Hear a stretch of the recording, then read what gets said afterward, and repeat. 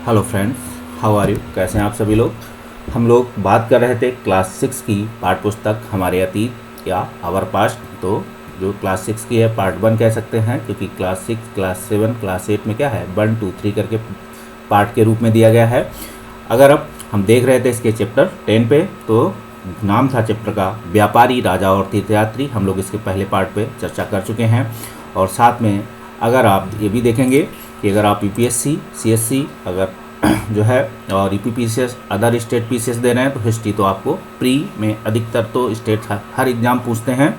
साथ ही मेंस में आप देखेंगे जहाँ जहाँ जैसा सिलेबस है, तो यूपी में आप देखेंगे अगर तो यूपी के सिलेबस में क्या है प्राचीन साहित्य के रूप में जुड़ा है। तो आपको क्या हर जगह आप देखेंगे बौद्ध धर्म के लिए शिक्षा, समाज, तो ये क्या है सभी बौद्ध धर्म से भी जुड़े हुए हैं टॉपिक और चीज़ें अन्य चीज़ों से जुड़ी हुई हैं। तो एशियंट हिस्ट्री का भी कुछ पार्ट आप देखेंगे यूपीपीसीएस में जुड़ा हुआ है। साथ ही आप आर्ट एंड कल्चर में देख सकते हैं। अगर हम बात करें तो देखेंगे कि यूपीएससी, सीएससी जो जीएस, यूपीपीसीएस के जो जीएस का मेंस के पेपर 2 है, मेंस पेपर 2 में आप देखेंगे तो आपको कहीं ना कहीं आर्ट एंड कल्चर के साथ आप इसमें आप देख सकते हैं कल्चर है, सोसाइटी है, ठीक है, और क्या है लैंग्वेज हैं, भाषा, संस्कृति, सभी चीज़ें जुड़ी हुई हैं। फार्मेशन दिखाई पड़ेगा, कैसे कैसे नए नगर बसे, नए गांव में कैसे कैसे क्या है व्यापार हुआ, ट्रेडिंग सिस्टम आई। तो हमारी जो इकोनॉमी है प्राचीन काल की वो कैसे ग्लोबल इकोनॉमी से प्राचीन काल में भी जुड़ी हुई थी। तो आप दिखाएंगे इकोनॉमी के पेपर में, जीएस के पेपर 3 में कि कैसे इकोनॉमी प्राचीन काल में ग्लोबल इकोनॉमी थी, जिसे आज लोग कहते हैं कि अब जो है आपका यूपीएससी का सिलेबस इंडियन इकोनॉमी के बजाय क्या है ग्लोबल इकोनॉमी पे देखते हैं। लेकिन कहीं ना कहीं आपको फीचर्स इंडियन इकोनॉमी के लिखने हैं, लेकिन ग्लोबल इकोनॉमी के इम्पैक्ट को जोड़ते हुए। तो आप देखेंगे UPSC, CSC, UPPCS, GS optional subject आपका हिस्ट्री है। तो आप जिसमें क्या है यूपीएससी, सीएससी आपका ऑप्शनल सब्जेक्ट है, पीसीएस में है, यूपीपीसीएस में अगर नेट दे रहे हैं, पीजीटी दे रहे हैं, जहाँ हिस्ट्री पूछी जाती है। आप वनडे एग्जाम में देख सकते हैं, तो वनडे एग्जाम में भी आपको क्या है फ़ायदा करेगी, आपके बेसिक्स क्लियर करेगी, कोर कॉन्सेप्ट है। और कहीं ना कहीं आप देखेंगे जो नई एनसीईआरटी हिस्ट्री की हैं तो आपको बहुत सारे विजन, बहुत सारे एरियाज आपको जोड़ के दिखाएगी। फैक्ट आपको कम मिलेंगे, लेकिन आपके कॉन्सेप्ट, आपको एनालिसिस की पावर आप में अंदर डेवलप करने की अच्छी एनसीईआरटी जो बनी हुई है आप देख सकते हैं संदर्भ में। तो Indraj civil services by Anuj Patel sir, आप देखें इस चैनल को लाइक करें, सब्सक्राइब करें, देख सकते हैं। तो हम बात कर रहे थे व्यापारी, राजा और तीर्थयात्री। तो आप देखेंगे कि व्यापार हो रहा था, एक तरफ क्या था राजा बन रहे थे, नए नए राज्य बन रहे थे, ठीक है, और राज्य साम्राज्य में कन्वर्ट कर रहे थे। देख रहे थे अशोक को देख सकते हैं, या सम्राट कैसे बनते थे। तो अश्वमेध यज्ञ होते थे, घोड़ा छोड़ा जाता था, और जहाँ तक घोड़ा जाता था तो क्या होता था, कोई अगर जब तो उसको पकड़ता था तो उसे युद्ध करना पड़ता था। अगर वो उसकी सत्ता को स्वीकार कर लेता था तो घोड़ा फिर आगे बढ़ने दिया जाता था। तो इस तरीके से साम्राज्य जो होता था, सम्राट अश्वमेध यज्ञ के द्वारा घोषित होता था तो उसकी सत्ता स्वीकार करते थे। आप इसे देखेंगे बौद्ध धर्म के साथ साथ एक तरफ व्यापार बढ़ रहा था, एक तरफ क्या तीर्थयात्री आ रहे थे, दूसरी तरफ देख सकते हैं धर्म का भी प्रचार प्रसार हो रहा था। व्यापारी लोगों ने आप देखेंगे कि अगर वो व्यापार करते हैं तो अपना दान पुण्य भी करते थे, तो बौद्ध धर्म का प्रसार में बढ़ावा दे रहे थे। तो देखेंगे बौद्ध धर्म के प्रसार की बात, आपको पता है बौद्ध धर्म के बारे में, बौद्ध धर्म कहाँ जन्म हुआ, बौद्ध धर्म के प्रवर्तक, बौद्ध धर्म में कितने अनुयायी कैसे कैसे हुए, ठीक। तो देख सकते हैं क्वेश्चन यूपीएससी बहुत बार बहुत तरीके से पूछी है। बौद्ध धर्म की फिलॉसफी से भी क्वेश्चन बनते हैं, आप इन्हें देखेंगे। साथ में आप देखेंगे कि बौद्ध धर्म का भारत के किन किन राजाओं के राज्यों में प्रसार हुआ है एशियंट काल में देखेंगे। अगर हम वर्तमान की बात करें भारत में, तो कहाँ कहाँ बौद्ध धर्म के प्रवर्तक प्रसार किए गए थे, आज वो किन किन राज्यों में हैं, कहाँ कहाँ कौन कौन से उनकी सिंबॉलिक निशान अभी बचे हुए हैं, प्रतीक चिन्ह के रूप में बचे हैं, राजाओं ने उनके लिए क्या क्या किए थे। तो आप देखेंगे, चलिए प्रसार के रूप में हम कुषाण से शुरू करते हैं। अगर देखेंगे तो कुषाणों का सबसे प्रसिद्ध राजा कनिष्क थे। आप देखेंगे हमने आपको बताया कि आपको क्या है पश्चिमी एशिया से आए, ठीक। आप देखेंगे कहीं ना कहीं, और भारत में भी इन्होंने क्या है सबसे पहले सोने के सिक्के चलाए थे, आप देखेंगे। ठीक है, नाम था बिम कटफिसस। तो आप देखेंगे सोने के सिक्कों के रूप में। तो कुषाणों का सबसे प्रसिद्ध राजा कनिष्क था, उसने लगभग करीब 1900 साल पहले शासन किया। तो आज से 1900 साल पहले कुछ कनिष्क राजा बने थे। आप देखेंगे एक बौद्ध परिषद का इन्होंने गठन किया। ये क्वेश्चन आपसे पीटी में पूछा जाएगा, याद रखने का। ठीक, तो कनिष्क के समय एक बौद्ध परिषद की गठन हुई थी। ये क्वेश्चन आपसे पीटी में बनेगा, जिसमें एकत्र होकर महत्वपूर्ण विषयों पर विचार विमर्श करते थे। बौद्ध परिषद का गठन हुआ था। बौद्ध धर्म के प्रचार प्रसार के साथ ये बौद्ध परिषद सामाजिक व्यवस्था पर भी विचार कर सकती थी, लोगों की समस्याओं पर विचार कर सकती थी, क्योंकि धर्म हमेशा समस्याओं पर भी विचार करता है, याद रखिएगा। तो बुद्ध की जीवनी, बुद्ध चरित्र के देख सकते हैं, बुद्ध की जीवनी क्या है, बुद्ध चरित्र के रचनाकार हैं अश्वघोष। तो क्या करेगा, बुद्ध चरित्र के रचनाकार कवि अश्वघोष। तो आप इन्हें देखेंगे कौन है, अश्वघोष। पीटी में क्वेश्चन पूछा जाएगा कि बुद्ध चरित्र के रचनाकार कौन है, तो ये बताइएगा कि अश्वघोष हैं। दूसरा, कनिष्क के दरबार में रहते थे। दूसरा क्वेश्चन भी पूछा जाएगा ये कि बुद्ध चरित्र किसके दरबार में थे, तो कनिष्क के दरबार में थे। बुद्ध चरित्र ने रचना कौन सी लिखी, तो वो सॉरी अश्वघोष ने रचना किसने कौन सी लिखी, तो बुद्ध चरित्र लिखी है। अश्वघोष तथा अन्य बौद्ध विद्वानों ने देखेंगे क्या किया है, अब संस्कृत में लिखना शुरू कर दिया। आप देखेंगे जो बौद्ध विद्वान होते थे उन्होंने अधिकतर क्या है प्राकृत भाषा में भी लिखा हुआ है, क्योंकि लोगों की अधिकतर आम बोलचाल की भाषा क्या थी, प्राकृत। लेकिन आप देखेंगे अश्वघोष ये क्या है, तो आप देखेंगे संस्कृत में भी इन्होंने लिखना शुरू किया। मतलब पहले किसी और लैंग्वेज में लिखा गया होगा लिटरेचर, अब इसे संस्कृत में लिखना शुरू कर दिया गया, देख सकते हैं। फिर आगे बात करेंगे, इस समय बौद्ध धर्म की एक नई धारा होती बहती, कौन सी, महायान। महायान का मतलब एक हीनयान। तो आप हीनयान से समझ सकते हैं कि हीन, तो हीन में जुड़ा हुआ है कि जो पहले का है वही रहेंगे, हम इसमें कुछ नया नहीं जोड़ेंगे। ठीक है, नया का मतलब क्या है हीनयान में, कि हम पारंपरिक विचारधारा बुद्ध के विचारों को ही प्रसार करेंगे। बुद्ध के विचारों की फिलॉसफी में कुछ और चीज़ों को जोड़ते हुए क्या है नहीं जोड़ेंगे। लेकिन महायान शाखा ने बुद्ध की फिलॉसफी में कुछ चीज़ों को और जोड़ो, मॉडर्नाइज किया, और देखेंगे क्या हुआ, बुद्ध को भगवान बना दिया गया। तो आप देखेंगे ये घटना कनिष्क के समय ही घटती है, याद रखिएगा। ठीक है, तो भगवान के रूप में क्वेश्चन आता है, याद रखना कि बुद्ध को भगवान के रूप में कहाँ से पूजना शुरू हुआ। तो आप देखेंगे महायान का विकास होता है तो बुद्ध भगवान बनते हैं। तो इसकी क्या होती है, इसकी दो विशेषताएं थीं। पहले आप देखेंगे मूर्तियों में बुद्ध की उपस्थिति सिर्फ कुछ संकेतों के माध्यम से दर्शाई जाती थी, पहला पॉइंट है। ठीक है, इसकी दो विशेषताएं थीं, तो कौन सी, महायान की। तो देखेंगे पहले पॉइंट में मिसाल के तौर पर बताया है कि निर्माण प्राप्ति क्या को पीपल के पेड़ की मूर्ति द्वारा दर्शाया जाता था। ठीक है, ये पहली विशेषता थी। ये पीटी में आपसे क्वेश्चन यहाँ बनते, यूपीएस पूछेगी तो यूपीएससी पूछेगी, याद रखिएगा, क्योंकि ये क्वेश्चन स्टेटमेंट कॉन्सेप्ट के रूप में। अब बुद्ध की प्रतिमाएं बनाई जाने लगी। ठीक है, पहले सिंबॉलिक था कि अगर कोई पीपल का वृक्ष है तो मतलब बुद्ध वहाँ बैठे हुए हैं, प्रणाम कर लीजिए। अब क्या है, पीपल के पेड़ के नीचे मूर्ति रखी जाने लगी। तो इसमें देखेंगे अधिकांशता मथुरा में तो देखेंगे कुछ तक्षशिला में बनाई जाने लगी। तो मूर्तियों का जो है महायान शाखा में क्या है, मूर्तियां बुद्ध की बनाई जाने लगी। आप जाएंगे अफगानिस्तान अन्य इलाकों में जाएंगे तो कहीं ना कहीं ये महायान शाखा का ही विकास था, आप याद रखिएगा। जो अफगानिस्तान में आप देखेंगे क्या है, वहाँ के जो टेररिस्ट कौन से ग्रुप था, तो क्या परंपरावादी या वहाँ के कट्टरपंथी ग्रुपों ने यहाँ देख सकते हैं कि बुद्ध की प्रतिमा गिराई थी। तो उसको लेकर भारत सरकार और बुद्ध अफगानिस्तान सरकार को लेकर बहुत सारे डिस्प्यूट और विचार हुए थे उस समय। लेकिन आप देखेंगे इस समय उनके संरक्षण की बात की जा रही है। तो इसमें अधिकांश मथुरा में तो कुछ तक्षशिला में बनाई जाने लगी। तो मूर्तियाँ कहाँ बनाई गई, तक्षशिला मथुरा में। पीटी पॉइंट आप इसे याद रखिएगा। हम आगे बात करेंगे, दूसरा परिवर्तन आपको बताते हैं कि दूसरे परिवर्तन में आप देखेंगे अब अवधारणा आती है बोधिसत्व।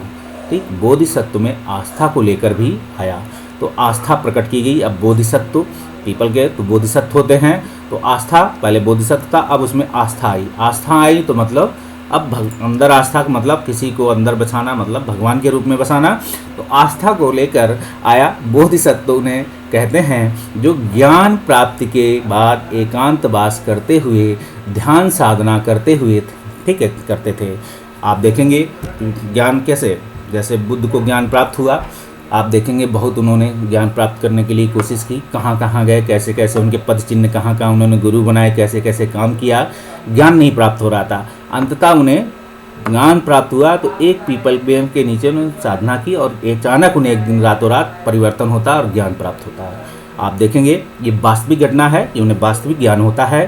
ठीक है, ऐसा नहीं है, आप इसे मत सोचें कि ऐसा, लेकिन उन्होंने ये किया कि आंख बंद किए तरह है, आखिर में उन्हें ज्ञान प्राप्त हुआ।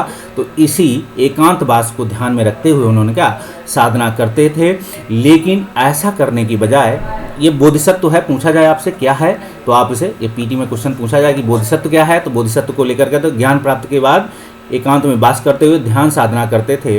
इसे लोगों को जो बोधिसत्व कहते थे, आप याद रखिएगा, क्वेश्चन आपसे पीटी में पूछा जाए कि बोधिसत्व क्या होता है तो आप इसी लाइन को बता देंगे, आपका आंसर ठीक हो जाएगा। या इस आंसर लाइन के हिसाब से आप क्रक्स निकाल लें, क्योंकि स्टेटमेंट फॉर्मेशन हो सकता है। लेकिन ऐसा करते हुए इसी बोधिसत्व, अगर ज्ञान प्राप्त की बात करें तो आपको एक चीज़ और बता दें हैं, ज्ञान प्राप्त अगर बुद्ध की बात करें, बुद्ध अपने घर से निकलते हैं तो उनके घोड़े का नाम क्या है, उनके रथ का नाम क्या है, उनके सारथी का क्या नाम है।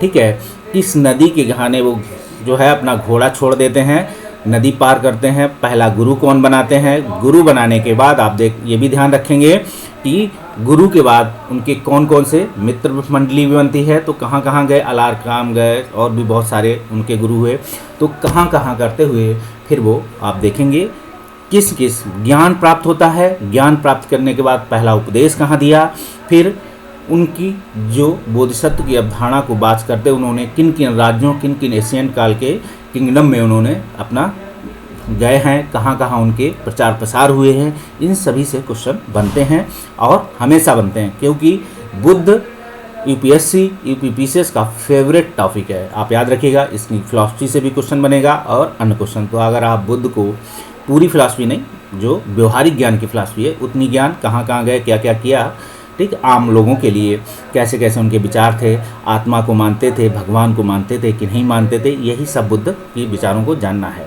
तो लेकिन ऐसा करने की बजाय आप देखेंगे एकांतवास करते हुए ध्यान साधना करते थे, ये बोधिसत्व था, लेकिन इसमें क्या हुआ, परिवर्तन आते।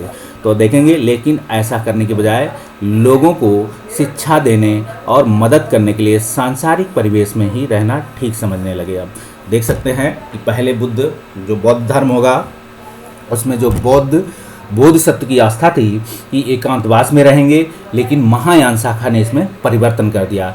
ये जो बात है ये हीनयान महाशाखा की है, आप देखेंगे। लेकिन अगर हम बात करेंगे जब महायान शाखा ने इसमें फॉर्मेशन किया, नए चीज़ों को बदला, तो आप देखेंगे कि वे लोगों को शिक्षा देने और मदद करने के लिए सांसारिक प्रवेश में ही रहे और रहने लगे। तो आप देखेंगे अपने सांसारिक प्रवेश में रहे, बुद्ध को भी मानते रहे और क्या है, लोगों को शिक्षित करते रहे। आप देखेंगे अगर आप इस फिलॉसफी को आपने सेकंड पेपर में भी एप्लीकेशन, जीएस के फोर्थ पेपर में एप्लीकेशन करें तो देख सकते हैं रहना ठीक समझने लगे। धीरे धीरे बोधिसत्व की पूजा काफ़ी लोकप्रिय हो गई। अब बुद्ध क्या हो गए, पूजे जाने लगे। ठीक, आप देखेंगे पूरे मध्य एशिया, आप देख सकते हैं क्वेश्चन फॉर्मेशन बन रहा है यहाँ से, चीन के और बाद में कोरिया और जापान तक भी फैल गई। कौन सी, महायान शाखा की बोधिसत्व की जो फॉर्मेशन की संकल्पना है। आप देखेंगे भारत में तो क्या है, बुद्ध के बोधिसत्व की जो महायान शाखा है अभी भी है, लेकिन हीनयान शाखा काफ़ी हद तक सिमट गई है, बहुत कम बचे हुए हैं। सिर्फ आप बोध गया जाएंगे, अन्य स्थानों पे जाएंगे तो आपको मिलेंगे, ऐसा नहीं है।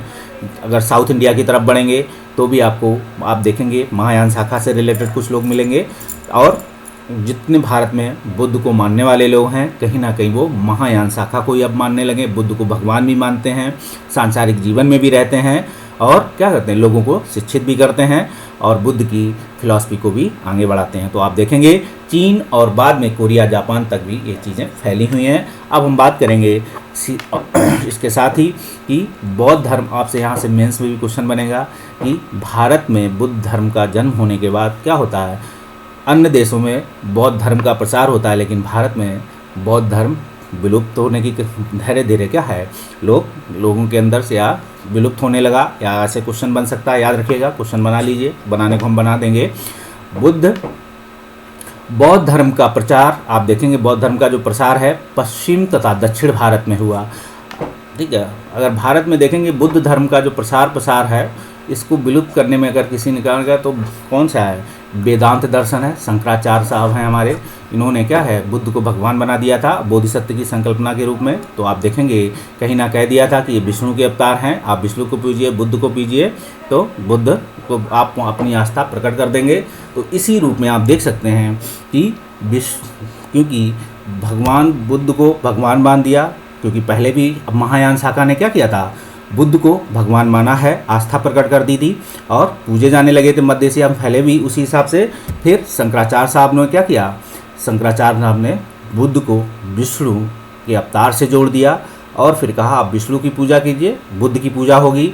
और उसी पूजा के साथ आप देखेंगे कहीं ना कहीं भारत में क्या है, विष्णु की पूजा, नारायण की पूजा का अस्तित्व है, और लेकिन बुद्ध की भी पूजा है, लेकिन क्या है, प्रचार प्रसार विलुप्त हो, मतलब लोगों में क्या है, ये कह दिया गया कि आप इन्हें पूजिए इन्हें पूजिए, दोनों समांतर हैं, कोई फ़र्क नहीं पड़ता। ये भी भगवान के रूप में, मनुष्य के रूप में आए थे, और ये भी क्या है, एक मनुष्य के रूप में, भगवान के रूप में आए, दोनों को पूजने में कोई अंतर नहीं। तो शंकराचार्य साहब ने इस फिलॉसफी के साथ देखिए दोनों धर्मों को जोड़ने के कितना अच्छा काम किया कि दोनों धर्मों को जोड़ दिया।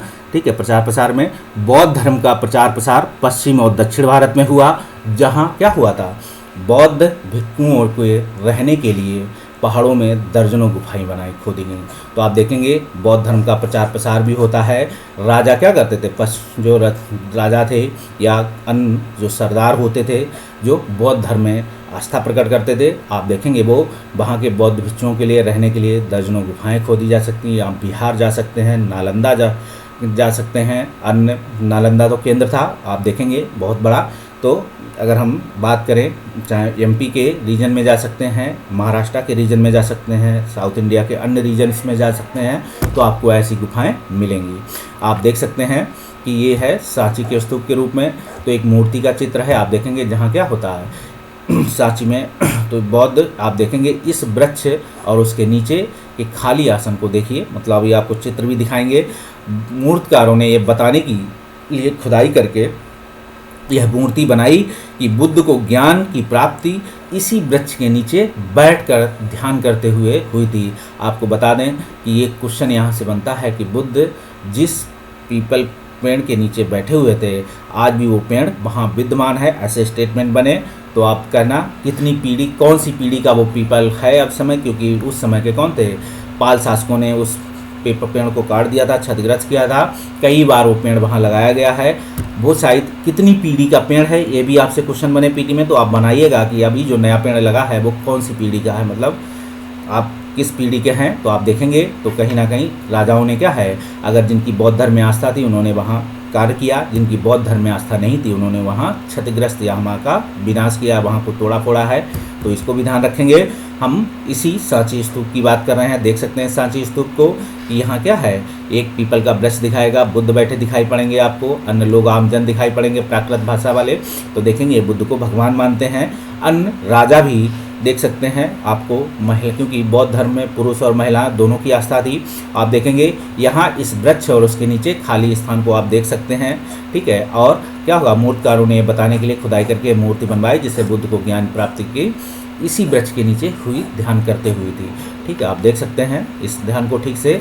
इनमें से अब आगे बात करते हैं, इनमें से कुछ गुफाएं राजा और रानियों के आदेश पर बनाई गई थी। आपको बता दें उस समय क्या था, आप देखेंगे बहुत सारे बौद्ध धर्म के प्रचार प्रसार में राजा और रानी दोनों लोग करते थे। तो कुछ व्यापारियों और कृषकों द्वारा, तो हमने आपको बताया था कि व्यापारी भी, कृषकों द्वारा भी जो गुफाएं आदेश जो बनाई गई थी गुफाएं, तो कौन कौन से थे, तो हमने आपको बताया सिर्फ राजा रानी ने, आम लोगों ने भी जैसी जिसकी श्रद्धा थी उन्होंने वैसे काम किया। इनमें से आप देखेंगे, क्योंकि इसमें अगर पूछा जाए कि सिर्फ राजाओं के द्वारा काम किया गया हुआ तो भी आप नहीं करेंगे, बुद्ध धर्म के प्रचार प्रसार में जो गुफाएं बनवाई गई, राजा रानी कृषक अन्य लोगों सरदार भी कहीं लिखा हो तो आप उसे आंसर मारें पीटी पॉइंट ऑफ व्यू से, क्योंकि लोग सब अपनी श्रद्धा से काम किए हैं। इनमें से ज़्यादातर गुफाएं आप देखेंगे पश्चिमी घाट के दर्रों, पश्चिमी घाट के दर्रे में आप देखेंगे क्या है, पश्चिमी घाट कैसे फॉर्मेशन होता है, ज्योग्राफी का क्वेश्चन आपको बताइएगा। ठीक है, कि पश्चिमी घाट कैसे बनता है। पश्चिमी घाट जो कि ढाल है वो सीधी और खड़ी क्यों है, पश्चिमी घाट की तरफ जो है बंदरगाह पोर्ट बनाना और पूर्वी घाट में पोर्ट बनाने में क्या समानता है, क्या कठिनाई है दोनों में, तो ये क्वेश्चन आप देखिएगा। दक्कन के शहरों तथा तटों के समृद्ध बंदरगाहों इन्हें जोड़ने वाली सड़कें भी इन्हीं दर्रों से होकर गुजरती हैं। तो आप देखेंगे दर्रे पश्चिमी घाट, तो आपको बता दें कि जो पश्चिमी घाट के दर्रे हैं उन्हीं से बहुत सारे क्या है आपको दर्रे दिखाए, उन्हीं से रोडें बनी हुई हैं। आज के आप देखेंगे पीपीपी मॉडल में आप जाते हैं, मतलब 200 की स्पीड पे गाड़ी चलाने की अगर आपकी क्षमता है तो आप चलाइए, इस पर 100 की 150 तो आपको दिया हुआ है उन्हीं दर्रों के साथ क्या है पीपीटी मॉडल पे आपको 4 लाइन 6 लाइन 8 लाइन के जो बनी हैं रोड्स उन पे आप फर्राटा करिए। तो आप देखेंगे दक्कन के शहरों और तटों के समृद्ध बंदरगाहों और इन्हें जोड़ने वाली सड़कें भी इन्हीं दर्रों से होकर आज गुजरती हैं। ऐसा लगता है कि ये प्राचीन काल में भी ऐसा रहा था। याद रखिएगा, आज जो आपको पीपीटी मॉडल पे वहाँ रोडें दिखाई पड़ती हैं, वहाँ आज क्या है जो आपको डावर या सीमेंटेड रोड मिलती है ऐसी नहीं रही होगी। तो क्या है कच्चे पैदल रास्ते होंगे, उन्हें रोड ही कहा जाता, रास्ते ही थे वो। ऐसा लगता है कि यात्रा करने वाले व्यापारी इन गुफाओं और मठों में विश्राम करते थे।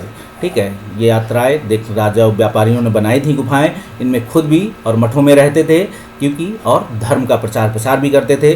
व्यापारी कमा के लाते थे, कृषक कमा के लाते थे आसपास के, तो क्या करते इन गुफाओं में रहने वाले लोगों के लिए भिक्षा, खाने पीने, धर्म के प्रचार प्रसार, मठों के बनाने में कुछ आय पैसा जो भी उस समय की मुद्रा रही होगी उसमें वो रखते थे। और व्यापारी करने वाले लोग इन्हीं रास्तों से गुजरते हुए इन्हीं गुफाओं में गुजरते थे। आप देखेंगे प्राचीन काल में या भारत की प्राचीन संस्कृति में जाएंगे तो क्या है जो धर्म के मठ हैं मंदिर हैं वो लोगों के आने जाने के लोग रास्ते से गुजरते थे। रात होती थी उन्हीं मंदिरों में क्या थे रुकते भी थे। आप देखेंगे उन्हीं मठों में रुकते थे। आप ऐसी मठ की संकल्पना के रूप में, तो मठ क्या होते हैं कैसे बने होते हैं आर्ट एंड कल्चर का पार्ट है, आप उसमें देख सकते हैं। हम बात करेंगे बौद्ध धर्म दक्षिण, देख सकते हैं दक्षिण भारत सहित इंडोनेशिया सहित आप देखेंगे दक्षिण कोरिया इंडोनेशिया इन सभी में साथ साथ आप देख सकते हैं। आप एक मिनट रुकना चाहेंगे सर तो मैं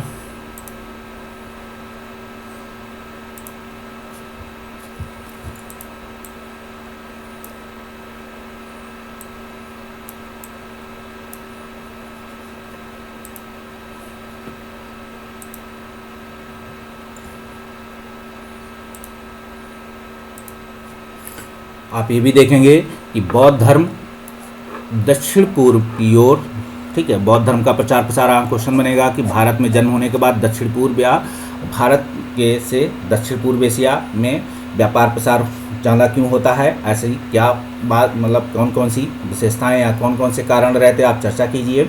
देख सकते हैं बौद्ध धर्म दक्षिण पूर्व की ओर श्रीलंका, म्यांमार, थाईलैंड, इंडोनेशिया सहित दक्षिण पूर्व एशिया, ठीक है, दक्षिण पूर्व एशिया आप देखेंगे ये पूर्व की ओर मतलब कोई अंत नहीं है, ठीक है, दक्षिण पूर्व एशिया लिख दिया तो मतलब दक्षिण पूर्व एशिया के स्टेट, और दक्षिण पूर्व लिखा है मतलब कहीं भी कितनी दक्षिण पूर्व की ओर कोई अंत नहीं है, आप वहाँ तक चले जाएंगे।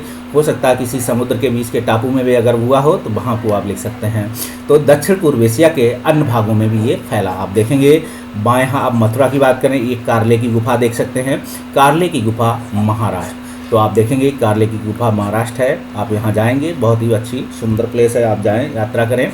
तो मथुरा में बनी बुद्ध की एक प्रतिमा का चित्र है, आप देख सकते हैं, मथुरा में एक बुद्ध की प्रतिमा का चित्र है। दाएं आप देखेंगे तक्षशिला में बनी बुद्ध की प्रतिमा का चित्र है, आप इसमें देख सकते हैं बहुत सारी मूर्तियां दिखेंगी। तो तक्षशिला में बुद्ध की प्रतिमा का एक चित्र है। इस चित्र को देखकर बताइए कि इसमें क्या क्या समानताएं हैं और क्या क्या भिन्नताएं हैं।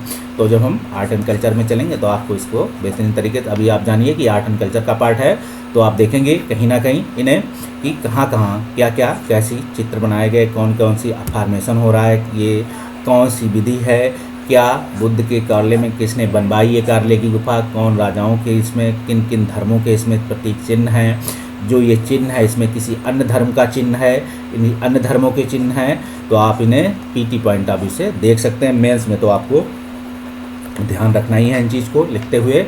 हम बात कर रहे हैं, आप इनको देख सकते हैं, ये बुद्ध की मूर्तियां हैं, आप देखेंगे अलग, एक बैठे हुए हैं, खड़े हुए हैं, एक लेटे हुए हैं। तो बैठे खड़े लेटे तीनों का अलग अलग मतलब है, वो अलग अलग फिलॉसफी है तीनों की, और तीनों से क्वेश्चन बनते हैं।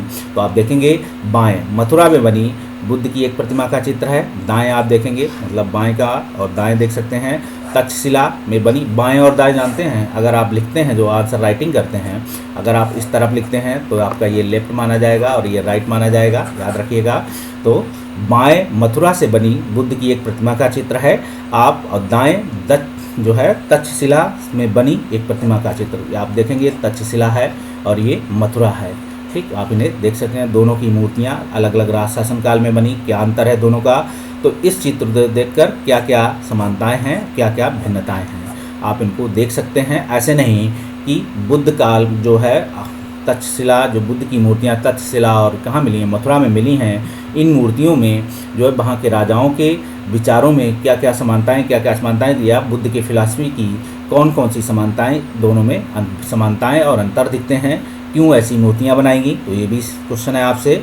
ये कार्ले की गुफा है, आप इसे देख सकते हैं, घूम सकते हैं। अब हम बात करेंगे कि बुद्ध की बौद्ध धर्म की प्रचार प्रसार में देख सकते हैं आप तीर्थयात्रियों की जिज्ञासा क्या हुई कि तीर्थयात्री क्यों आए। अब ट्रेडिंग तीर्थयात्री घूमने फिरने आते हैं, कल्चर को समझने आते हैं, आर्ट एंड कल्चर घूमने आते हैं। आप तीर्थयात्री के रूप में, पर्यटक रूप में क्या है, हो सकता है कहाँ जाएं, कहीं किसी भी इटली चले जा सकते हैं, रोम जा सकते हैं, यूरेशिया जा सकते हैं, हो सकता है हिमालय की ही तीर्थ यात्रा करें कहीं, तो वो भी तीर्थ यात्रा का आप ये देखेंगे कि उनकी जिज्ञासा क्या है जिसकी। तो व्यापारी आप देखेंगे, व्यापारी काफिलों में तथा जहाज़ों पर दूर दूर जाया करते थे क्योंकि व्यापारी थे, और व्यापारी देखेंगे जहाज़ों तो बहुत से तीर्थयात्री भी उनके साथ यात्रा पर निकल पड़ते थे। तो आप देखेंगे बहुत सारे व्यापारी क्या करते थे, जाते थे, तो उनके साथ तीर्थयात्री मतलब जिनको घूमने की जिज्ञासा होती थी हम भी तुम्हारे साथ चलेंगे, तो वैसी काल के तीर्थयात्री रहे होंगे, घूमते फिरने वाले लोग तो घूम फिर लेते हैं, तो बहुत से तीर्थयात्री उनके साथ यात्रा करने निकल पड़ते थे। अब पूछा जाए आपसे तीर्थयात्री क्या होते हैं, हालांकि ये पीटी में क्वेश्चन नहीं जाना जाता है। आप तीर्थयात्री वे स्त्री पुरुष होते हैं जो प्रार्थना करने के लिए पवित्र स्थानों की यात्रा किया करते थे।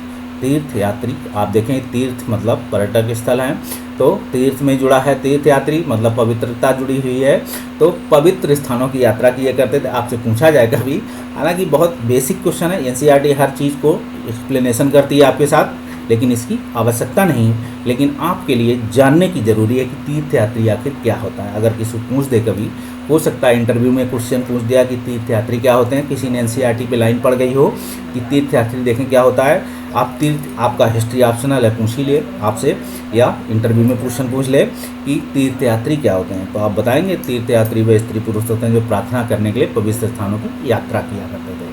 अब इस पवित्र स्थानों में आप देखेंगे क्या करते थे, अगर आप कार्ले की गुफा घूमने जाएंगे तो वो तो पवित्र स्थान है, ठीक है।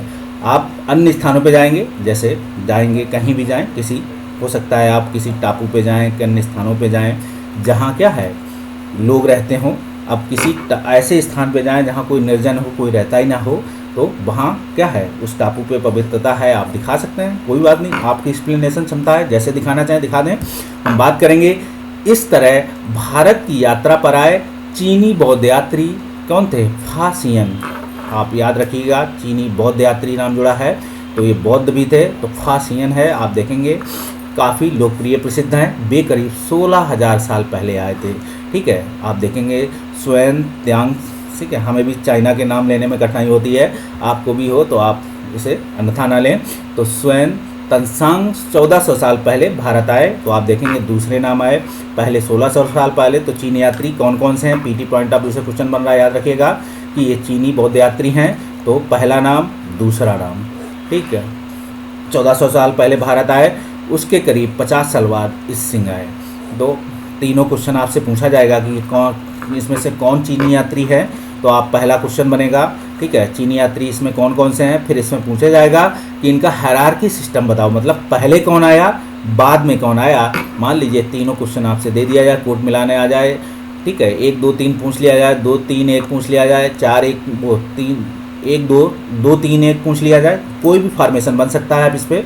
तो क्वेश्चन पीटी पॉइंट आप इसे तीनों को याद रखें कि पहले तो चीनी थे तीनों, फिर सीरियल क्रम में याद रखेंगे, सीरियल क्रम के साथ इसको अन्य जगह जगह, तो सब बुद्ध के जीवन से जुड़ी जगहों पर बहुत प्रसिद्ध बौद्ध जो मठों को देखने के लिए भारत आए थे, क्योंकि बौद्ध यात्री थे, चाइना में प्रचार प्रसार हो ही चुका था, ठीक है। तो इनकी जिज्ञासा बढ़ी कि चलिए जहाँ जन्म हुआ है बुद्ध धर्म का, आखिर वहाँ चलते हैं, क्योंकि वहीं से हो सकता है कुछ और उन्हें प्राप्त हो जाए, क्योंकि बौद्ध यात्री थे, बौद्ध धर्म को मानते थे।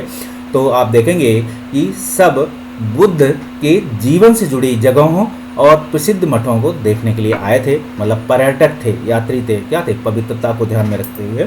आप देखेंगे इसमें प्रत्येक तीर्थयात्री ने अपनी यात्रा का वर्णन लिखा है। देख सकते हैं तीर्थयात्री जब जाते थे तो उनके साथ एक डायरी भी रहती थी, वो कहाँ क्या किए हुए हैं। तो प्रत्येक तीर्थयात्री अपनी यात्रा का वर्णन भी लिखते थे कि हमने यहाँ ये देखा, ये किया, यहाँ की संस्कृति ऐसी है, यहाँ के कला कल्चर ऐसे थे, यहाँ के ट्रेडिंग सिस्टम ऐसी थी, यहाँ के राजाओं के समय ये व्यवस्था थी।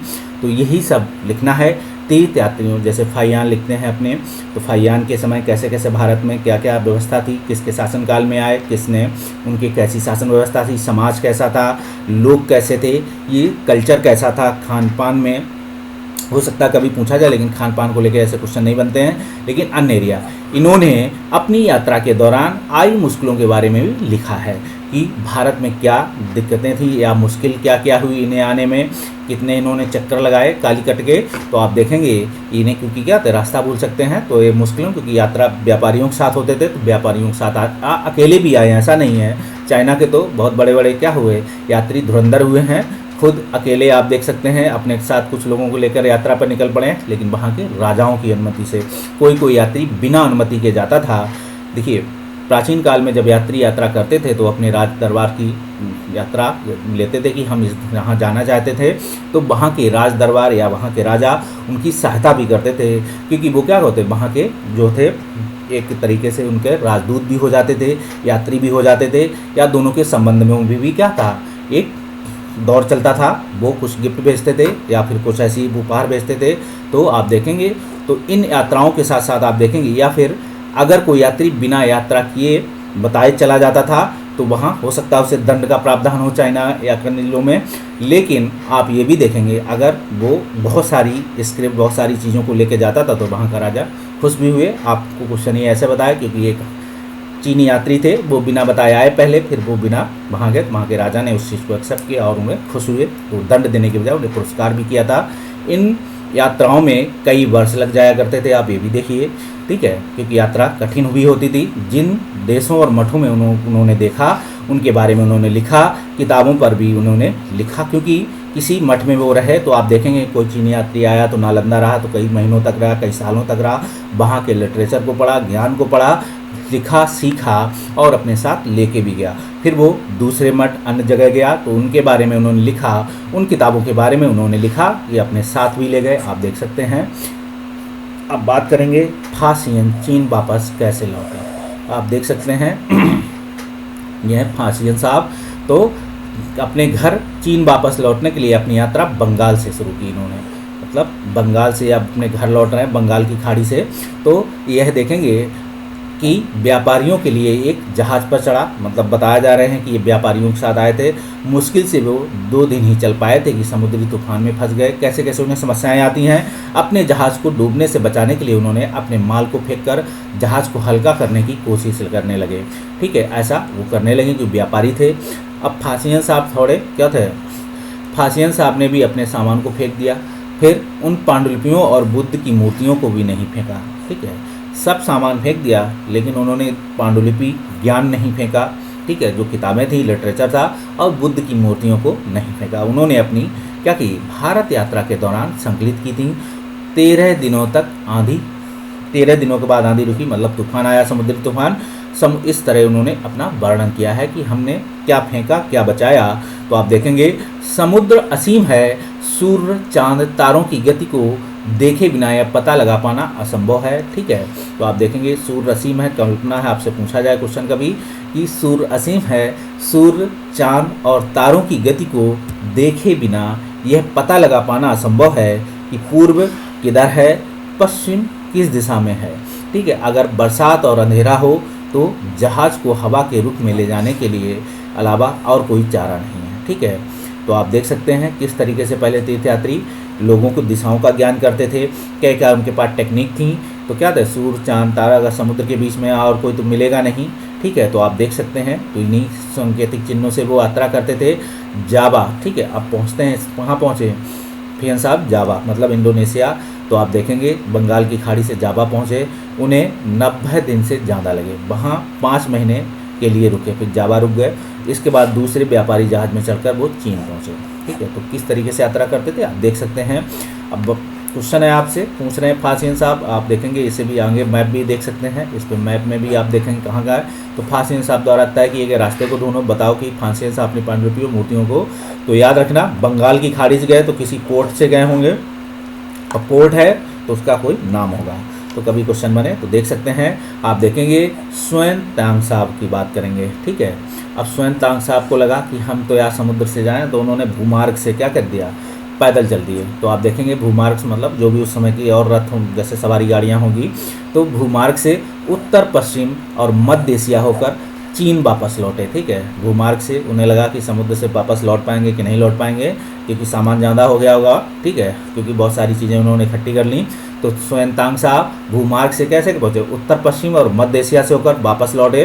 तो अब उन्होंने उसके पास सोने, चांदी, चंदन की लकड़ी की बनी बुद्ध की मूर्तियों, ठीक है, साथ 600 से भी ज़्यादा पांडुलिपियाँ एकत्रित की, जिन्हें वह 20 घोड़ों पर लाद कर लेके गए। देख सकते हैं कि 20 घोड़े भी ले गए और मूर्तियाँ चांदी सोना टन भी ले गए। तो देख सकते हैं यात्री साहब ने क्या किया। तो आपसे कभी पूछा जाए कि लेके गए थे भूमार्ग से गए थे, क्वेश्चन कभी पूछा जाए, याद रखिए बन भी सकता है, क्योंकि स्वयंतांग भूमार्ग से जो है भारत से त्वैनसांग चीनी यात्री त्वैनसांग भूमार्ग से जो है उत्तर पश्चिम और मध्य एशिया से होकर चीन वापस लौटे। क्वेश्चन स्टेटमेंट के रूप में बनेगा और बनने की संभावना पूरी है। फिर लिखेगा दूसरा स्टेटमेंट बन सकता है, वो अपने साथ सोने, चांदी, चंदन की लकड़ी की बनी मूर्तियाँ लेके गए, ठीक है। हो सकता है फैक्ट भी पूछ ले कि 600 से ज़्यादा पांडुलिपियाँ एकत्रित, वो सब लेके गए, 20 घोड़ों पे लाद कर गए, कभी पूछ लें, लेकिन घोड़ा वोड़ा नहीं पूछेगा आपसे, सिर्फ पूछेगा क्या लेके गए हैं, इतना याद रखिएगा। आप देखेंगे इनसे वो क्या करेंगे, 50 पांडुलिपियाँ उस समय खो गई इनसे, कि जो आप घोड़ों पे लाद के लेके गए तो कहीं रास्ते में खो गई होंगी। तो देखेंगे सिंध नदी पार करते हुए, क्योंकि भूमार्ग से भी जाओगे तो बीच बीच में क्या है, आपको एक सिंधु नदी पूर्ववर्ती नदी का उदाहरण है, याद रखिएगा। पूर्ववर्ती उदाहरण क्या होता है नदी का, ये भी याद रखेंगे। तो ज्योग्राफी का क्वेश्चन है, आपसे बता दे रहे हैं। तो सिंध नदी से पार करते हुए उनकी नाव पलट गई और अपने जीवन का बाकी हिस्सा उसने बची हुई पांडुलिपियों का संस्कृत से चीनी अनुवाद करने में लगा दिया, क्योंकि 50 एक घोड़े की जो पांडुलिपियाँ होंगी वो पलट गई होंगी। तो आप देखेंगे इस तरीके से इन्होंने काम किया है। अब बात करेंगे, देखें यहाँ आपके लिए और कोई क्वेश्चन बनता है। त्वैनसांग से यात्री से अगर कभी क्वेश्चन बनेगा तो यहीं से कुछ बनते हैं कि सिंधु नदी को पार करते हुए गए थे, उनकी नाव पलट गई। यूपी पीसीएस वाले इस मामले में हिस्ट्री के रिसर्चर बैठे होते हैं, खूब अच्छे अच्छे क्वेश्चन बनाते हैं, तो बन सकता है। नालंदा आप देखेंगे शिक्षा का एक विशिष्ट केंद्र है, तो आप देखेंगे नालंदा फेमस है, ठीक है। और नालंदा में आप देखेंगे त्वैनसांग, तो आप देखेंगे बौद्ध यात्री, भारत में जब बौद्ध धर्म का विलुप्त होता है तो कहीं ना कहीं बौद्ध मठों में जो कार्य हुए, आप देखेंगे एक कही बात होती है कि आए थे हरि को भजन उठन लगे कपास, तो वही चीज़ नालंदा में होने लगी थी। वो बुद्ध को पूजते पूजते क्या कर तंत्र मंत्र की शिक्षा का प्रचार प्रसार करने लगे थे। तो आप इसीलिए फिर कौन से कपूर साहब आए, कपूर साहब ने क्या किया, नालंदा को तहस नहस किया था। उस समय के बहुत सारे लिटरेचर जला दिए, बहुत सारी चीज़ें जला दी। तो आप देखेंगे कहीं ना कहीं ऐसी घटना घटी, लेकिन क्या था, ये एक दुखद घटना है। हम इसको बता रहे हैं कि ना अगर भारत में बुद्ध धर्म का अगर कहीं ना कहीं क्या हुआ, विलुप्ति हुई या समाप्ति हुई धीरे धीरे या सिमटा, तो इसमें बौद्ध शिक्षा के केंद्रों में हुई घटनाओं को लेकर भी हुआ है, एक पॉइंट के हिसाब से, ना कि पूरा उसका विवरण है। आप कभी लिखेंगे तो स्वयंतांग अन्य तीर्थ यात्रियों ने उस समय के सबसे बौद्ध क्या प्रसिद्ध बौद्ध विद्या केंद्र देखेंगे नालंदा बिहार में अध्ययन किया, ठीक है। त्वैनसांग के बारे में है, नालंदा शिक्षा का केंद्र था, नालंदा के बारे में उन्होंने लिखा। ये क्वेश्चन आपसे पूछा जाएगा, त्वैनसांग अन्य तीर्थयात्रियों ने क्या हुआ, एक नाम पूछा है, कौन कौन तीर्थयात्री नालंदा गए, उन्होंने अध्ययन किया। तो आप देखेंगे सबसे प्रसिद्ध बौद्ध केंद्र था नालंदा। नालंदा किसने बनाया था, किसके शासनकाल में बना था, ये भी आपसे क्वेश्चन बनेगा। यहाँ के शिक्षक जब त्वैनसांग आए रहेंगे तब वहाँ अच्छे शिक्षक थे, तो देखेंगे योग्यता और बुद्धि में आगे थे। बुद्ध के उपदेशों पर वह पूरी ईमानदारी से पहले करते थे, ठीक है, ईमानदारी से पालन करते थे उस समय। आप देखेंगे मठ के नियम काफ़ी सख्त थे, सबको मानने पड़ते थे, पूरे दिन वाद विवाद चलते रहते थे, जिससे युवा और बुद्ध वृद्ध दोनों ही एक दूसरे की मदद करते थे।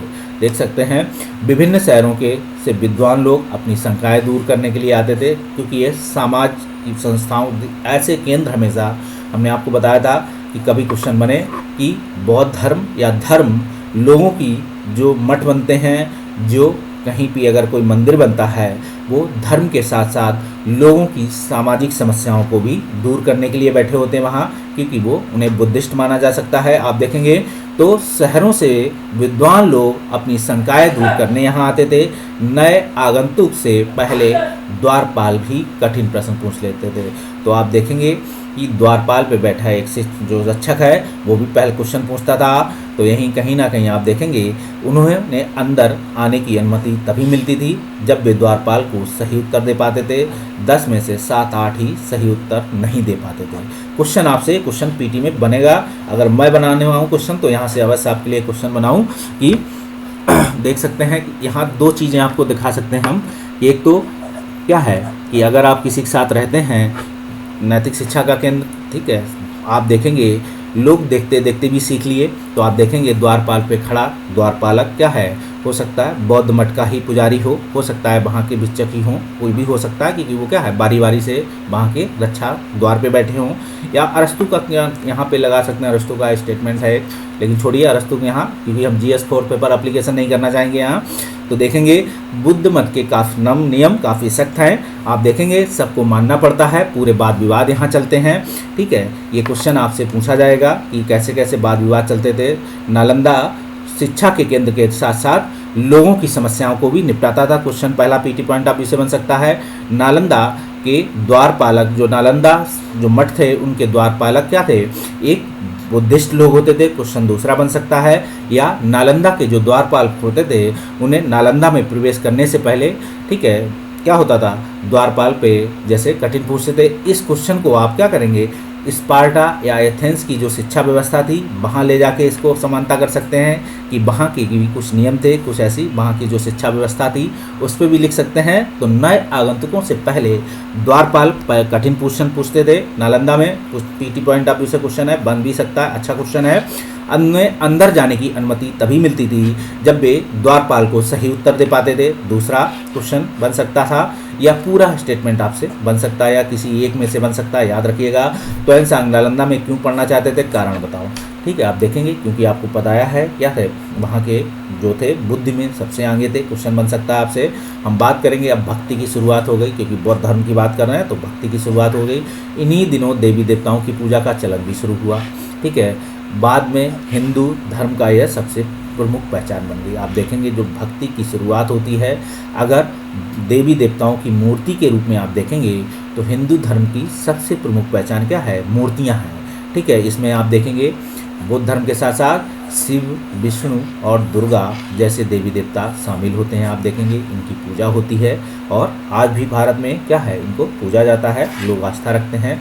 हालांकि ऐसा नहीं है कि बौद्ध धर्म में लोगों की आस्था नहीं है, जिनकी आस्था बौद्ध धर्म में नहीं है वो उसमें नियर अबाउट चुप रहते हैं। हालांकि आलोचक भी हैं उनके, बौद्ध धर्म नहीं मानते हैं जो लोग। तो देख सकते हैं इनमें शिव, विष्णु, दुर्गा देवी देवताओं की पूजा शामिल है। इसी समय क्या है, देवी देवताओं की पूजा शुरुआत होती है। आप देखिएगा, क्योंकि अभी हम क्या कर रहे थे, इंडस वैली में देखे तो वहाँ सिंबॉलिक चिन्ह के रूप में शिव मिलते हैं। तो आप ऐसा पहचान कि यहाँ शिव की पूजा होती है, ऐसा लगाया जाता है कि मातृसत्तात्मक समाज था। इन्हीं सभी सिंबॉलिक के साथ अब क्या है, बुद्ध के समय की बात है, क्योंकि हम क्या कर चुके थे, क्योंकि शिव, विष्णु, दुर्गा की पूजा किससे, देवी देवताओं के रूप में पहले भी होती थी।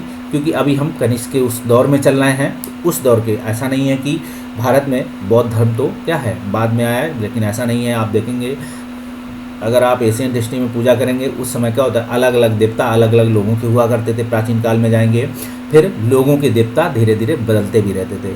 कभी वो आकाश के देवता हो जाते थे प्रमुख, कभी वो क्या थे और अन्य देवता प्रमुख हो जाते थे। तो देवताओं का रूप बदलता रहता था। तो इसमें शिव, विष्णु, दुर्गा जैसे देवी देवता शामिल हैं। इन देवी देवताओं की पूजा भक्ति परंपरा के माध्यम से की गई थी। आप देखेंगे हिंदू धर्म में अगर देवी देवताओं की पूजा की जाती है तो उसमें क्या है, भक्ति परंपरा से की जाती थी। तो आप देखेंगे ये PT पॉइंट आप उसे क्योंकि देख सकते हैं कि देवी देवताओं की पूजा भक्ति परंपरा के माध्यम से की जाती है। तो ये क्वेश्चन आप पूछ सकते हैं या पीटी में बन सकता है। भक्ति उस समय काफ़ी लोकप्रिय परंपरा बन गई। आप देखेंगे भक्ति का मतलब है मूर्तियों के माध्यम से। भक्ति तो सूफी संत भी करते हैं, वो भी भक्ति के माध्यम से देखते हैं, लेकिन गाना गाने या अन्य चीज़ों के माध्यम से देख सकते हैं कि अब किसी देवी देवता के प्रति लगाव को ही भक्ति कहा जा सकता है। ठीक है, आपको बेसिक से याद है। और भक्ति का पथ सबके लिए खुला था, चाहे वे धनी हो, गरीब हो, ऊंची जाति हो, नीची जाति हो। उस समय की ऐसी व्यवस्था थी। आप देख सकते हैं, इस क्वेश्चन को आप लिख सकते हैं कि भक्ति की जब शुरुआत होती है तो भक्ति में क्या थी, सभी के लिए खुला होता है।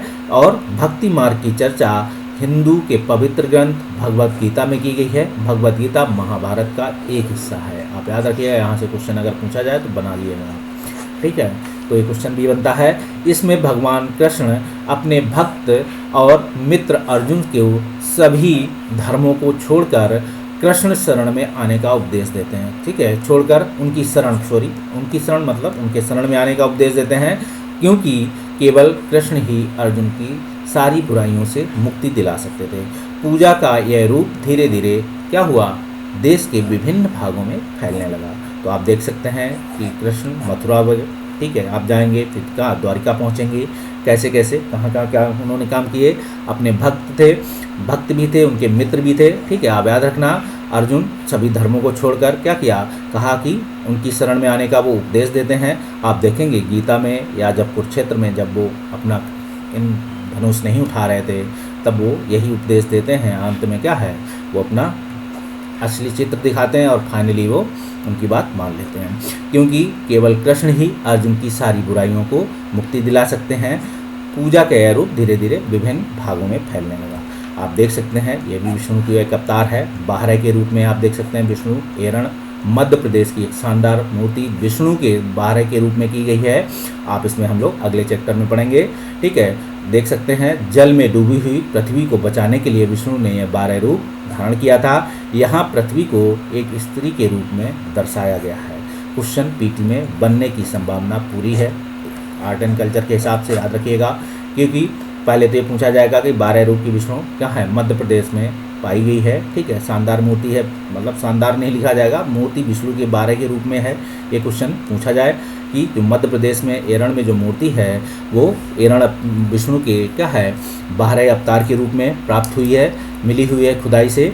और दूसरा अगर क्वेश्चन बनेगा कि एरण की 12 मूर्ति, पुराणों के अनुसार 12 मूर्ति जल को बचाने के लिए विष्णु ने क्या हुआ, पृथ्वी को बचाने के लिए जल में डूबी हुई थी। क्योंकि एक राक्षस, आप देखेंगे अगर आप देख रहे होंगे महाभारत, अगर देख रहे हैं, अगर आप भक्ति परंपरा के कुछ सीरियल देख रहे होंगे तो आप विष्णु के अवतार में देख सकते हैं कि क्या हुआ, पृथ्वी को भारत में क्या है, अन्य धर्मों में या भक्ति में परंपरा में माता का दर्जा दिया गया है।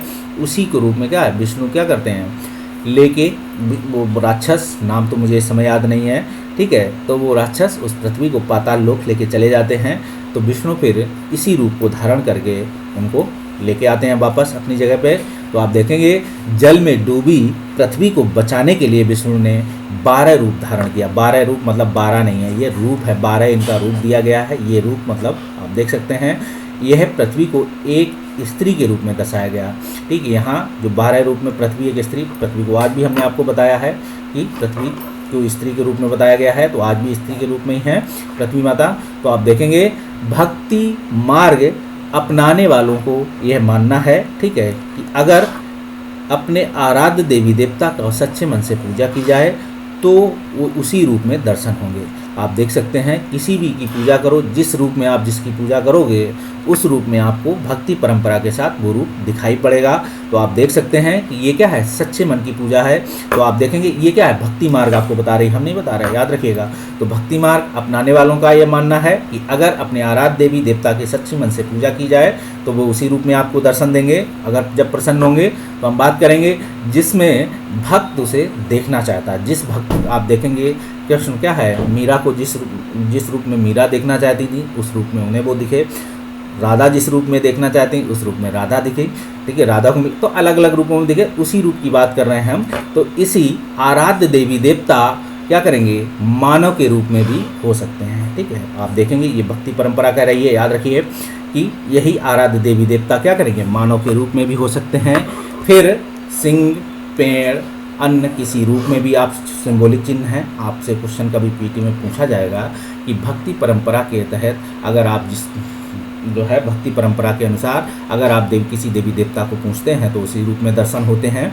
ठीक है, ऐसी भक्ति परंपरा कहती है। क्वेश्चन आपसे स्टेटमेंट के रूप में पूछा जाएगा कभी, तो आप आंसर जरूर देंगे। या मेंस के हिसाब से तो ये आपके लिए बेस्ट है। आर्ट एंड कल्चर किसी भी पार्ट में आप देखेंगे भक्ति उसे देखना चाहती जब आराध्य देवी देवता मानव के रूप में हो सकते हैं। पेड़, सिंह आप देखेंगे, अगर आप सिंह को रूप में किसी दुर्गा से आप जोड़ सकते हैं कि सिंह क्या है, सिंह दुर्गा के क्या हैं, जो है सवारी हैं, या उन पे ही दुर्गा जी आपको दिखाई पड़ेंगी।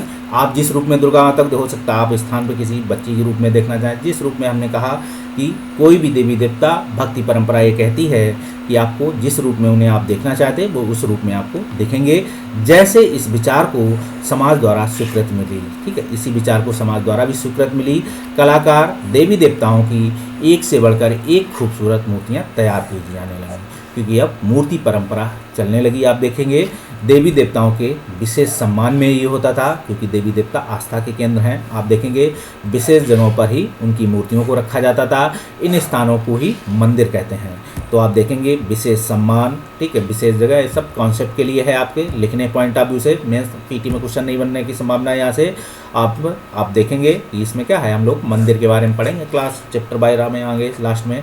तो भक्ति परंपरा में आप देखेंगे चित्रकला, शिल्पकला, स्थापत्य कला के माध्यम से प्रेरणा देती है। पीटी में क्वेश्चन बनने वाला, ये आपसे याद रखिएगा, कभी भी बना सकती है यूपीएससी, पीसीएस, ठीक है, यूपी पीसीएस लिख सकते हैं, अन्य पीसीएस में लिख सकते हैं। क्योंकि भक्ति परंपरा में चित्रकला, शिल्पकला, स्थापत्य कला के माध्यम से अव्यक्ति प्रेरणा दी गई है। पीटी का सीधा सीधा क्वेश्चन है। मेंस के हिसाब से आप क्वेश्चन भी ये बन सकता है कि आप इसमें से सहमत है कि भक्ति परंपरा ने चित्रकला, शिल्पकला, स्थापत्य कला के माध्यम से अपनी अभिव्यक्ति की प्रेरणा लोगों को दी है। क्वेश्चन मेंस के हिसाब से कहाँ, जीएस में भी, ऑप्शनल पेपर में भी। अब देखेंगे हम भक्ति के रूप में, तो देखेंगे भक्ति भज शब्द से बना। भक्ति आया कहाँ से, हर चीज़ की आया कहाँ से, फॉर्मेशन हुआ है, ठीक है। तो देख सकते हैं भक्ति भज शब्द से बना है, जिसका अर्थ है, ये मेंस पॉइंट ऑफ व्यू से आपसे कभी भक्त पूछा जाए कि भक्ति परंपरा, तो आप लिखा सकते हैं कि भक्ति कैसे फॉर्मेशन होता है। तो भक्ति भज शब्द से बना है, जिसका अर्थ है विभाजन करना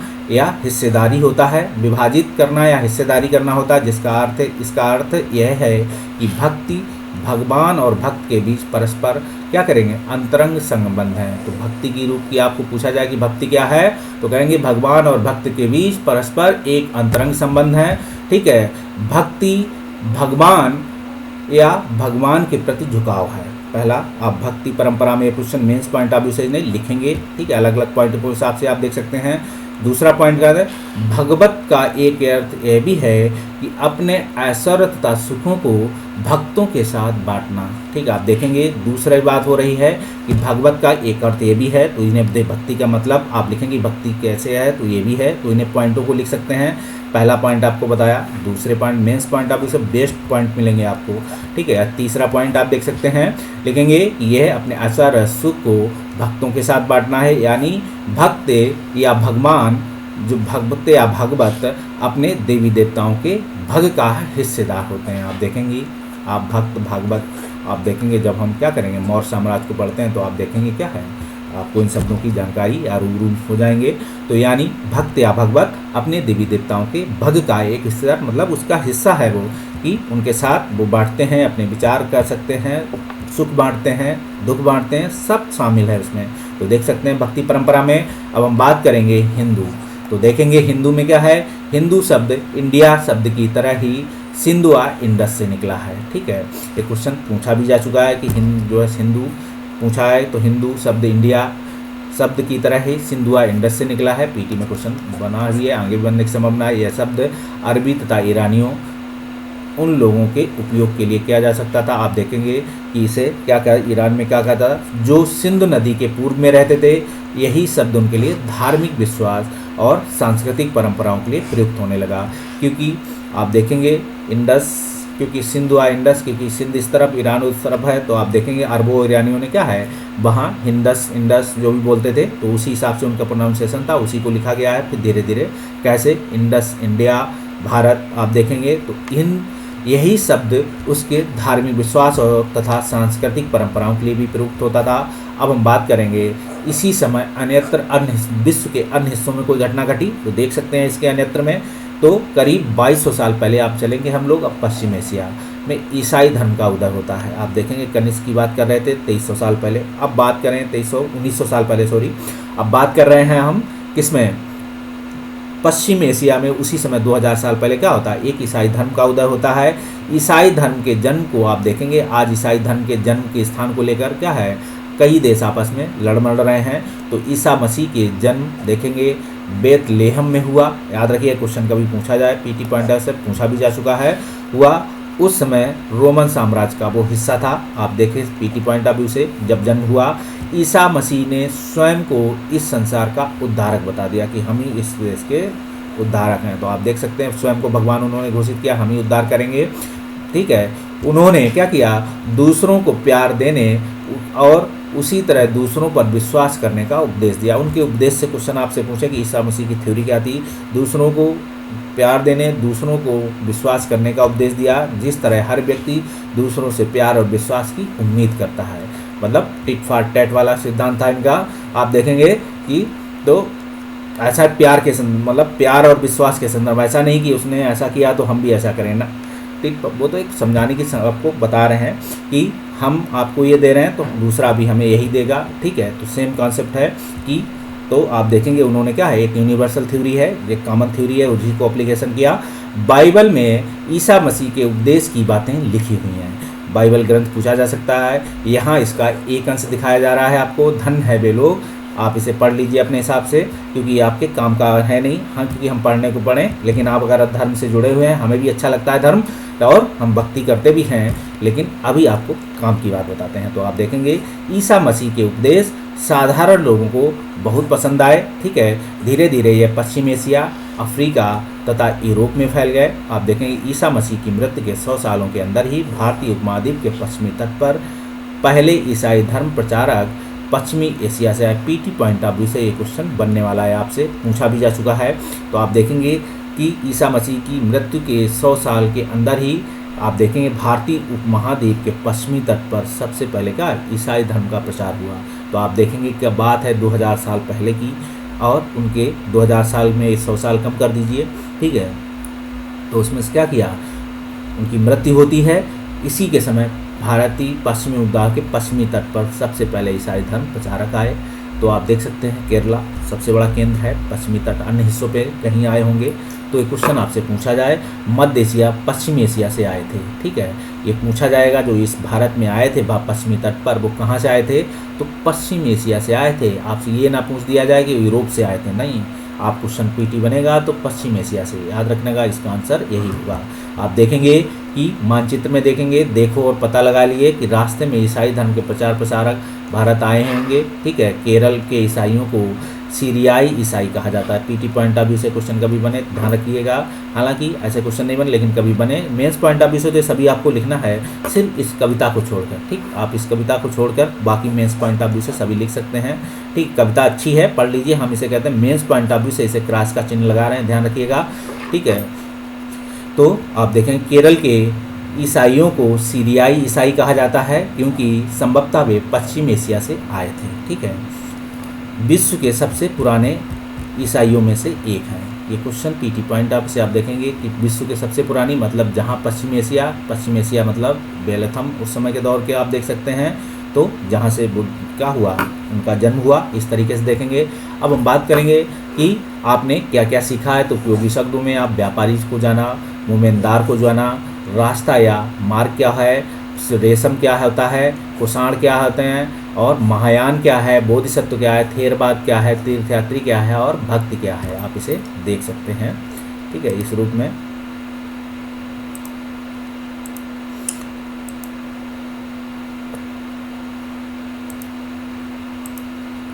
तो आप देखेंगे भक्ति हुई। ठीक है, आप इसे देखेंगे। अब हम बात करेंगे, इमेजिनेशन करिए, कल्पना कीजिए आप कि तुम्हारे पास कोई पांडुलिपि है क्वेश्चन बताने के संदर्भ में। ठीक है, चीनी यात्री आए थे, आप देख लीजिए, वर्णन कीजिए। तो निम्नलिखित उपयुक्त जोड़े को बनाओ। दक्षिण के स्वामी आप देखेंगे। ठीक है, दक्षिण के स्वामी किन्हें कहा जाता है, तो अब मोमेनदार किसे कहा जाता है। और असघोष किसे कहा जाता है, बोधिसत्व किसे कहा जाता है, त्वैंसांग क्या आता है, तो आप चलते हैं ठीक है, आपको चीनी यात्री बता देते हैं, ठीक है। और क्या करेंगे, बोधिसत्व मतलब महायान शाखा में, असघोष मतलब आप बताइए, याद है असघोष कौन थे, क्या लिखी थी, बुद्ध चरित्र लिखी थी। अब आप देख सकते हैं कि दक्षिण के स्वामी या मोमेंदार, आप देख सकते हैं, हाँ दक्षिण के स्वामी या मोमेंदार किसे कहा जाता है, तो दक्षिण के स्वामी कहा जाते हैं। तो आप देखेंगे दक्षिण के स्वामी में चोलचेर पांड्य और एक मोमेंदार शब्द है, तो आप इसे कौन थे, हाँ तो दक्षिण के स्वामी मोमेंदार को कहा जाता है, याद रखिएगा। और कौन सा है, हाँ सॉरी गलत लगा दिए, आप देखेंगे मोमेंदार का मतलब है, हाँ एक कहाँ गया ऑप्शन, बुद्धचरित बौद्धायन साधन चीनिया की साधवान शासक,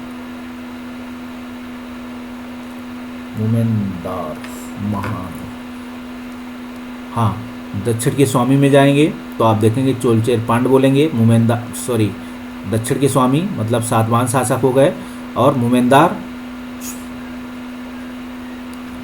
इसको देखना पड़ेगा एक मिनट, दक्षिण के स्वामी और मोमेंदार, तो आप देख सकते हैं पॉइंट ऑफ व्यू से कि दक्षिण के स्वामी को किस रूप में, दक्षिण के स्वामी मतलब चोलचेर पांड हो गए, मोमेंदार मतलब नहीं सॉरी मोमेंदार को बोला जाएगा क्या, चोलचेर पांड हैं, दक्षिण के स्वामी को अलग अलग, दोनों में आप देखेंगे कि सातवान शासक हैं, ठीक है, दक्षिण के स्वामी और मोमेंदार चोलचेर पांड है, याद रखिएगा इसे। इस तरीके से क्वेश्चन आप एक बार इसे देख लें। हम बात कर रहे हैं रेशम बनाने की कला की खोज 7,000 साल पहले, चोल चेर पांड लगभग 2300 साल पहले घटनाएं हैं, यहाँ पे याद रखेंगे लिखने के क्रम में। रोमन साम्राज्य में रेशम की बढ़ती मांग लगभग 2000 साल पहले। हम बात कर रहे हैं कुषाण शासक कनिष्क लगभग 1900 साल पहले, ठीक है। फारसियन भारत आए लगभग 1600 साल पहले। स्वयं तांग की भारत यात्रा अपार की शिव स्तुति की रचना है, तो ये क्वेश्चन आपसे पूछा जाए कि स्वयं तांग की भारत की यात्रा अपार की शिव स्तुति की रचना, तो आप इसे कैसे जोड़ना चाहेंगे, लगभग 1400 साल पहले। तो अपार की शिव स्तुति की रचना क्या है, तो आप इसे याद रखना कि शिव स्तुति की रचना अपार क्या जुड़े हैं, तो इसको भी याद रखेंगे। पीटी पॉइंट ऑफ व्यू से तो क्वेश्चन बेस्ट है। अब क्वेश्चन है आपसे कि राजा सिल्क रूट पर अपना नियंत्रण क्यों कायम करना चाहते थे, आपको बता चुके हैं क्यों करना चाहते थे, क्योंकि क्या है उनसे उन्हें टैक्स मिलता था, उपहार मिलते थे, ठीक है। आप देख सकते हैं व्यापारिक रास्तों के बारे में जानने के लिए इतिहासकार किन किन साक्ष्यों का उपयोग करते थे, आप उसे आज भी से तुलना कर सकते हैं। भक्ति की प्रमुख विशेषताएं क्या होती हैं, हमने आपको भक्ति की प्रमुख विशेषताएं अभी 2-3 बताई थी, उन्हीं में से आप 2-4 और जोड़ दीजिए अपने हिसाब से महायान शाखा से जोड़कर। आप देखेंगे आओ करके देखो में, तो देख सकते हो कि आप बाकी आप पढ़ लीजिए आओ करके देखो में, तो आप देखेंगे आज में भारत में बहुत सारे लोग तीर्थयात्री करते हैं, पता करो। ऐसे बहुत सिंपल क्वेश्चन है, यहाँ से क्वेश्चन बनाना पड़ेगा। स्त्री और बच्चों में कौन जा सकते थे, आपके हिसाब से ये क्वेश्चन यहाँ से आपको नहीं बनने वाला है। ये अगर आप रिसर्चर हैं, पॉइंट हैं, ऑप्शनल नेट पीजीटी दे रहे हैं, तभी आप इसको देख सकते हैं, क्योंकि यहाँ से क्वेश्चन नेट या पीजीटी से कुछ क्वेश्चन टेक्निक शिक्षक के रूप में आपसे पूछे जा सकते हैं। तो इस तरीके से आप इसे देख सकते हैं, पढ़ सकते हैं। आई होप हमारा पढ़ाया हुआ आपको अच्छा लगा होगा। अगर हमारा पढ़ाया हुआ आपको अच्छा लगा हो तो प्लीज़ इस चैनल को लाइक और सब्सक्राइब करें और आगे बढ़ाएं। Thank you, bye bye.